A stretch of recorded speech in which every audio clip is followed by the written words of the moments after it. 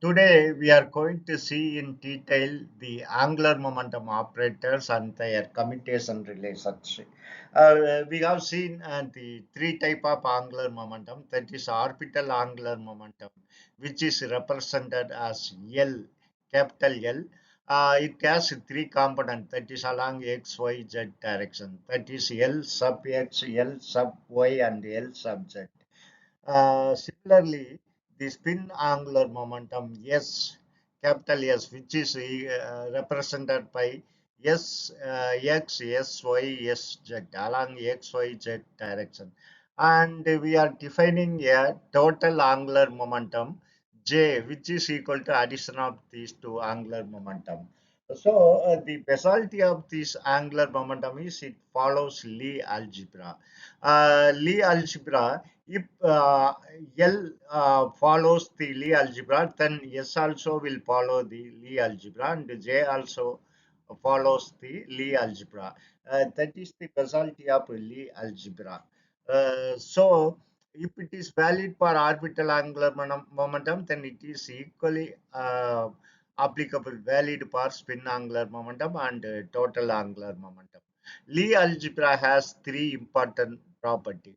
One is bilinear, that is, this bracket is called Lie bracket.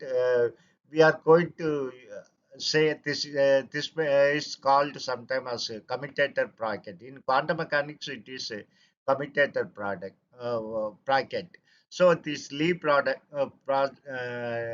ax plus by with z is equal to this a, you take it out, and x z, and you take it out to p, then it is equal to y p commutation of yz. Similarly, what do you mean by skew symmetry is the commutation of xy is equal to minus yx, and it obeys Jacobi identity, that is commutation of x with commutation of yz plus commutation of y with commutation of zx plus commutation of z with commutation of xy is equal to 0. This is the Jacobi identity. Uh, if any one of the operator follows these three, then that is comes under Lie group. So, as I said, it comes under Lie group. If it is valid for L, then equally valid for S and J. With this introduction, we will move further. Now we will see in detail the orbital angular momentum operator L. By definition, classically, this angular momentum operator is equal to R cross P. Now in quantum mechanics, we are going to replace P by iℏ cross del. This del operator we can write in the matrix form ijk xyz px py pz. So L can be written as Lxi plus Lyj plus Lzk, where I, J and K are the unit vector along XYZ direction. Now you can take X component, that is I component. So you can get it by multiplying this Y pz and minus Z py, minus Z py. Like that, you can write Ly is equal to Zpx minus Xpz. Similarly, Lz is equal to Xpy minus Ypx. You can get it from this matrix. So now we have to confirm whether this is the Hermitian operator or not. To prove the prove Lx, Ly, and Lz are Hermitian operator, first you take Lx dagger. That is a Hermitian. Sorry. Complex conjugate of this one. Lx dagger is equal to the pz dagger. Remember that when you taking the dagger operator, this will get interchanged. That is very important point. So next, minus P Y dagger Z dagger. We know very well that momentum operator and position operator are the Hermitian operator. So P z dagger is equal to Pz and y dagger equal to y. Similarly, this factor Py z. Now you can see x Pz and y commute. Only thing is Pz and Z will not commute. That is, P along the same direction will not commute. Otherwise, it will commute. Similarly, these two will commute because it's along y direction and this is Z. So we can interchange this y Pz minus Zpy. So exactly what we are getting is Lx. So Lx dagger is equal to Lx. Similarly, following the same thing, you can prove Ly. Then Ly dagger is equal to Px dagger. I am reversing it and I am doing following the same procedure and you can prove. You can see this is Ly. So Ly dagger is equal to Ly. This is also a Hermitian. In similar way, you can prove this Lz dagger is equal to Lz. So all three are the Hermitian operator. Now we will move further. We have seen L sub x is equal to y pz minus z py. Similarly, Ly is equal to z px minus x pz. Lz is equal to x py minus y px. Now we will see the commutation relation between Lx and Ly. So Lx is this one, y pz minus z py and Ly is equal to Zpx minus Xpz. So here you can see you take this first term. So first term will not commute to only this one Z because Z and Pz are same direction. Other thing, the second term is X Pz, which will commute with Y and Pz because it's a different direction. So you take this red color underlines, that is YPZ with commutation of YG with ZPX. Similarly, you take the second one. Second one will commute to the first term here because both are both momentum are in different direction and Z will commit with the Z. Only the thing non-committing thing is this one.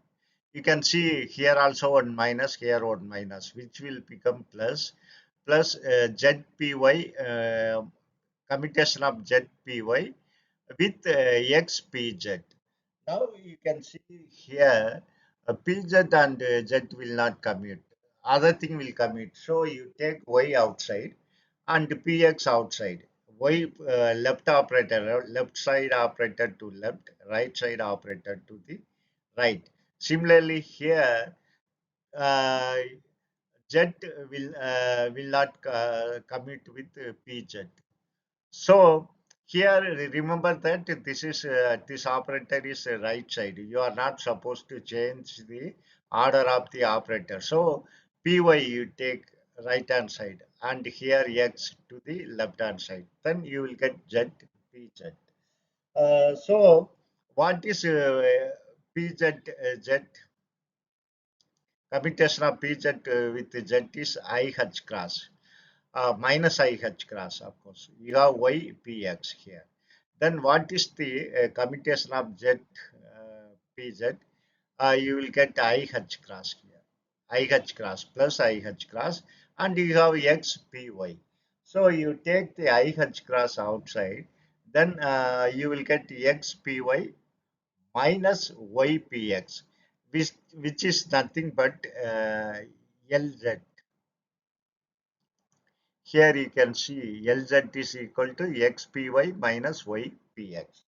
So Lx, commutation of Lx with Ly is equal to iℏ cross Lz.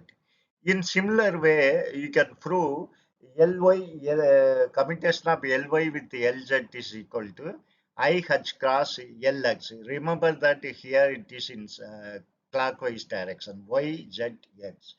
Similarly, Lz, Lx, here also clockwise, z, x, y. So iℏ cross y. So in general, we can write this as Li, commutation of Li with Lz is equal to iℏ cross sigma ijk Lk.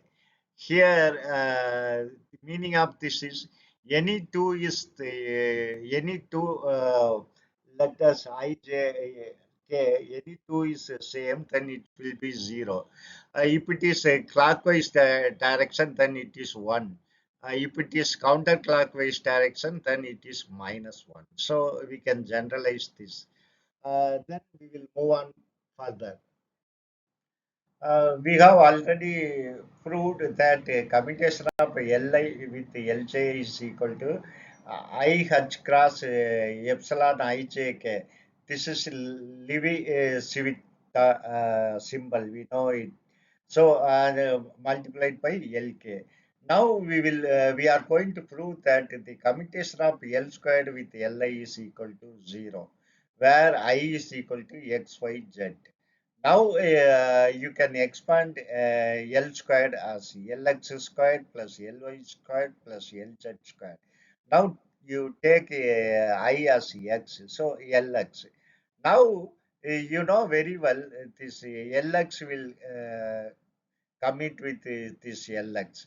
So you can remove that Lx squared. So you will get Ly squared plus Lz squared.